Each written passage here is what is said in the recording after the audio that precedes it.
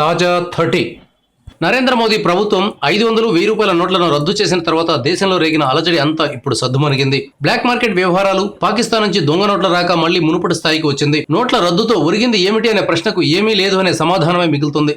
పెద్ద నోట్ల రద్దుతో పెద్దవాళ్లు బాగా ఇబ్బంది పడ్డారు అన్న మానసిక ఆనందం ఒక్కటే పేదవారికి మిగిలింది. నోట్ల రద్దుతో నల్ల డబ్బు ప్రవాహాన్ని అరికడతామని మోదీ సర్కార్ బీరాలు పలికింది. ఇప్పుడు ఉత్తరప్రదేశ్ ఎన్నికల్లో డబ్బు వెల్లువలా ప్రవహిస్తోంది. ఈ సంగతులు ఇలా ఉంటే రద్దయిన 1000 నోటును మళ్లీ కేంద్రం తీసుకురాలేదు. దాని స్థానంలో 2000 నోటును ముద్రించింది. ఈ నోటు వల్ల జనానికి ఇబ్బందులు మాత్రమే మిగిలాయి. తాజాగా వస్తున్న సమాచారం మేరకు 2000 నోటును కేంద్రం రద్దు చేసి దాని స్థానంలో యథావిధిగా 1000 రూపాయల నోటును చలామణిలోకి తెస్తుందని వార్తలు వస్తున్నాయి. యూపీ ఎన్నికల తర్వాత 2000 రూపాయల నోటును రద్దు చేస్తారని భావిస్తున్నారు. ఆ తర్వాతనే కొత్త 1000 నోటును మార్కెట్లకు తేవచ్చని అంచనా. ఇప్పటిదాకా 1000 నోటు ఎలా ఉంటుందనే దానిపై సరైన సమాచారం లేదు. ప్రస్తుతం ఈ నోటుకు సంబంధించిన ఒక ఫోటో ఇంటర్నెట్లో తిరుగుతోంది. ఇది కొత్త 500, 2000 రూపాయల నోట్లను పోలి ఉంది. లైట్ బ్లూ కలర్లో ఉంది. ఇది నిజంగానే ఆర్బీఐ ప్రింట్ చేసిన నోటు అవునో కాదో చెప్పలేం. 2000 నోటును తీసుకుని దానిని ఇలా మార్చి ఉంటారని భావించవచ్చు.